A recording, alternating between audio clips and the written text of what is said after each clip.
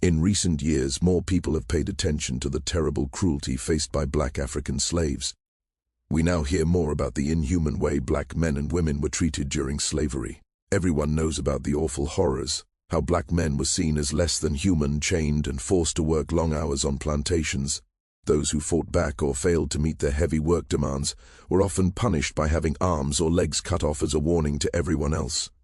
For black women, the suffering was even worse. Besides hard labor, they faced constant sexual abuse and were treated like breeding tools just to produce more slaves for the economy. Their lives were filled with endless exploitation and violence. But while we talk more about these horrors, one group is still often forgotten: black slave children. History books rarely tell their stories or show the extreme hardships they went through, yet their pain was just as deep. In this video, we want to share the hidden stories of these children, whose lives were full of unimaginable suffering, lack of care, and the worst kinds of cruelty. According to black history records, children were often viewed as less important than adult slaves because they could not do full work yet. Because of this, they received smaller amounts of food, which left them hungry, weak, and malnourished. These children lost all the normal joys of childhood and were pushed into a world where just staying alive was a daily fight. Whether they worked in the fields or served inside the master's house, they were treated only as property, with their entire future controlled by a cruel system.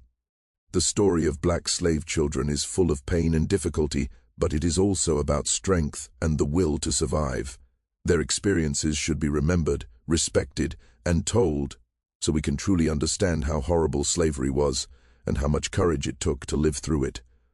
Slave owners wanted enslaved children to stay alive because they would become future workers and valuable property. But there was always a conflict between the future money they could bring and the immediate cost of feeding and caring for them. This balance often decided how these children were treated. Unlike many other countries in the transatlantic slave trade that kept bringing in new people from Africa, the United States created a slavery system that depended mostly on enslaved women giving birth to new slaves. By the time the legal slave trade from Africa ended in the U.S. in 1808, fewer than 1 million people had been brought in. After that, illegal trade continued, and many of those brought in were children, showing how important young lives had become to keep the system going. After 1808, the enslaved population grew very fast through births. By 1860, there were about 3.9 million enslaved people, and around 56% of them were under the age of 20. This number shows how many children were born and raised inside the harsh American slave system. The practice of forcing enslaved women to have more children became normal and accepted, showing once again how the system saw people only as things to be used. These children, born into slavery, grew up with almost nothing, without any real childhood or freedom, and started working at a very young age. Their owners cared about them only for economic reasons, but their stories are also about surviving against all odds. It is very important to remember what they went through as we think about this dark part of history. Slave owners and society saw enslaved children as important, mostly because of what they could become later: strong workers worth money. Even though it would make sense to take good care of them for future profit, the truth was much harsher. How well these children lived and ate depended completely on what their owner decided, often in random and cruel ways. Their experiences were different from place to place, but many stories show a very hard life where childhood disappeared under endless work. Some children said they started working as soon as they could walk, doing heavy tasks on plantations from their earliest years. They were seen not as children, but as future tools for work. Raising these children was usually not just the job of their real parents. The whole slave community helped. After giving birth, mothers had to go back to work quickly, so very young or old slaves who could not do hard field work looked after the babies. This meant many little children were cared for by people with almost no time or energy to give proper care. The food and living conditions were just as cruel. They got very little to eat, which caused fights over tiny meals. In some cases, black slave children were fed almost like animals. These terrible ways show the big difference between their supposed future value and how badly they were treated in real life. Their childhood was taken away and replaced with suffering, hunger, and cruelty that made them nothing more than property. Even with all this cruelty, the story of these children is not only about being hurt, it is also about surviving. The power and strength they showed while growing up in such awful conditions proves the amazing human spirit and the will to keep going. The food given to enslaved children was usually a thin vegetable soup called pot liquor, which had almost no real nutrition. Because of this, many were malnourished, with swollen bellies, shiny skin, and visible ribs, clear signs of a very poor diet. Their clothes were very simple too, just rough, RT-like pieces worn by both boys and girls. Since children were not seen as main workers, their clothing was never important. Many children ran around naked on plantations, and when clothes got torn or lost, they were hardly ever replaced. As they grew older and started harder work, boys sometimes got pants and a shirt, while girls got basic dresses. Shoes were almost never given, and when they were usually homemade moccasins. The places they lived in were terrible too. Slave quarters were different on each plantation. Some visitors called them small huts, others tried to make them sound nice like cottages. In truth, they were crowded, had almost no furniture and no basic comforts, creating a life of constant hardship. Family life was hard or impossible because slave marriages and family ties were not respected by law.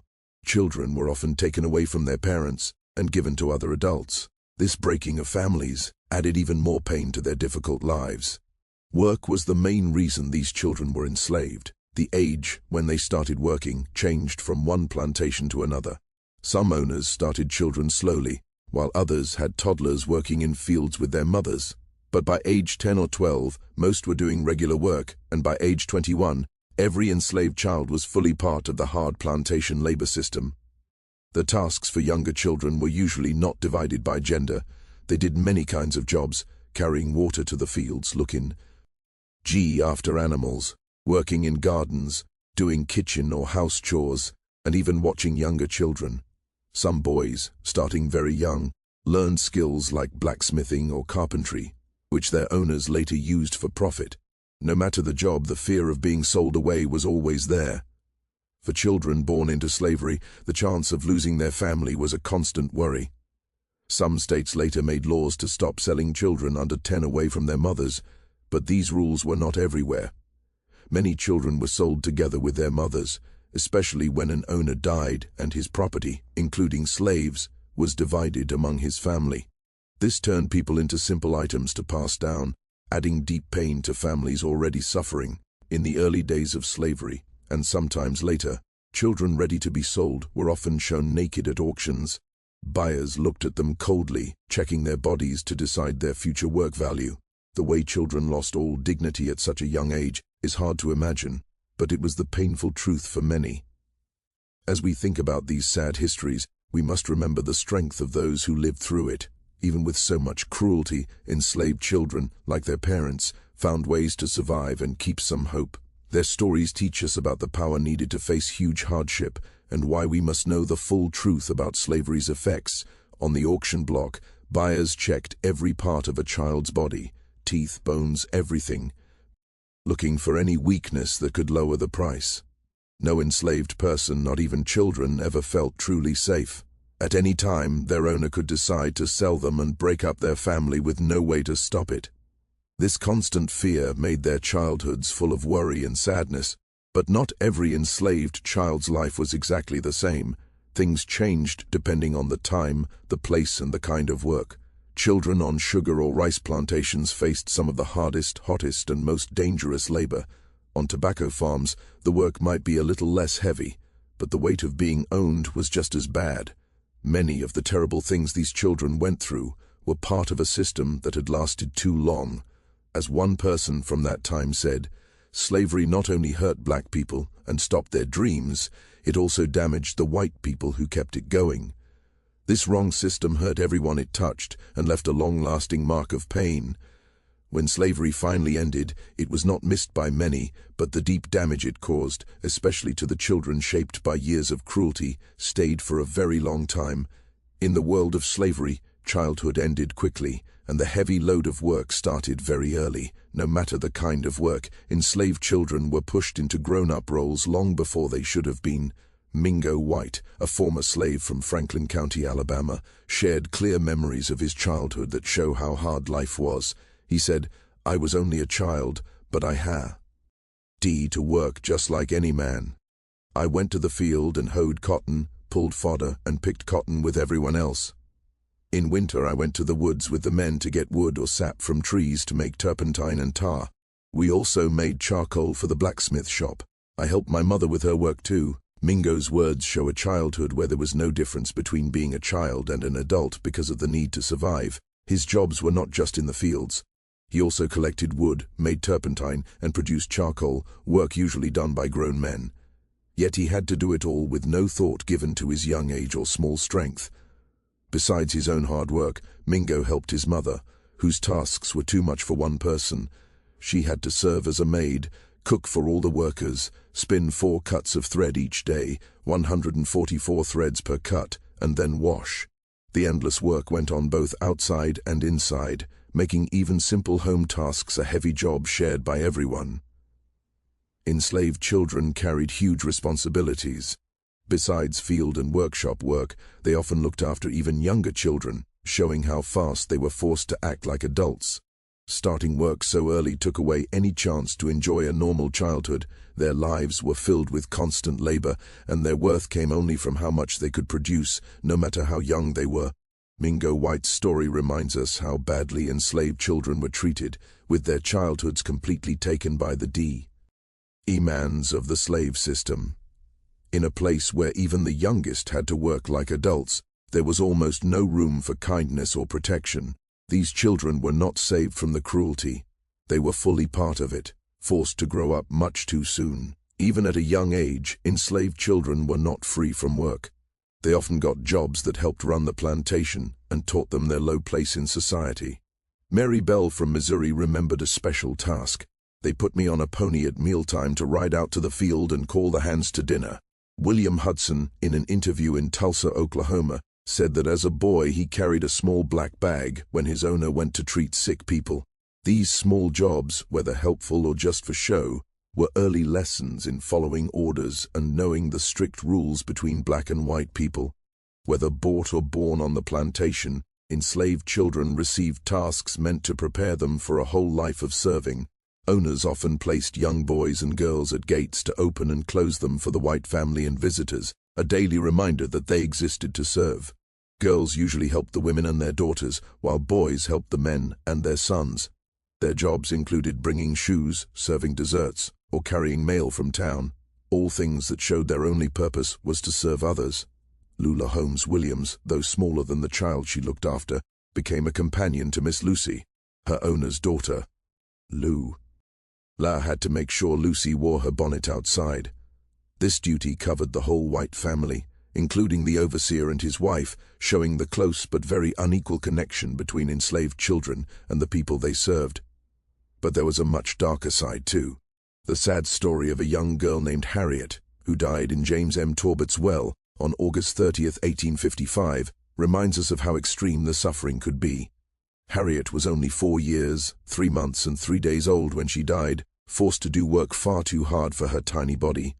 In his farm journal, Torbert wrote coldly, "She was 4 years, 3 months, and 3 days old. Anthony comes to the plantation after me. I came home, made a coffin, and buried my little Negro. I am sorry my little Negro is dead, but I can't help it." These heartless words show how completely enslaved people, even small children, were treated as objects. The death of a child became just a small business matter. Harriet's death was not the only one that year for Torbert. In July, he also made a coffin for another enslaved child named Arthur, who belonged to his father. Such losses were sadly common. Baby and child death rates among enslaved people were very high, especially in hard areas like coastal rice plantations. Black babies born into slavery died at twice the rate of white babies, and even those who lived past infancy faced higher chances of dying young than white children. The terrible conditions, hunger, overwork, and cruelty, meant enslaved child. Wren were born into a fight for life that many could not win. Still, owners tried to keep children alive even if it cost money at first, because a healthy child meant a future worker. Owners believed that slaves raised on their own plantation from birth were more loyal and obedient than ones bought later. Some owners thought that children born and raised in the master's house saw the owner like a father and would stay loyal forever. But it is hard to believe this, because no real father would make his children work in such terrible conditions on a plantation. If black slave children did not do their jobs well, they were punished the same as adults. The high death rate among black slave children came from being mistreated and punished when they could not keep up with the work, which sometimes caused their deaths. Black slaves were forced to have children starting as young as 13 years old. They were made to mate with other adult slaves on breeding farms to produce more children for future work.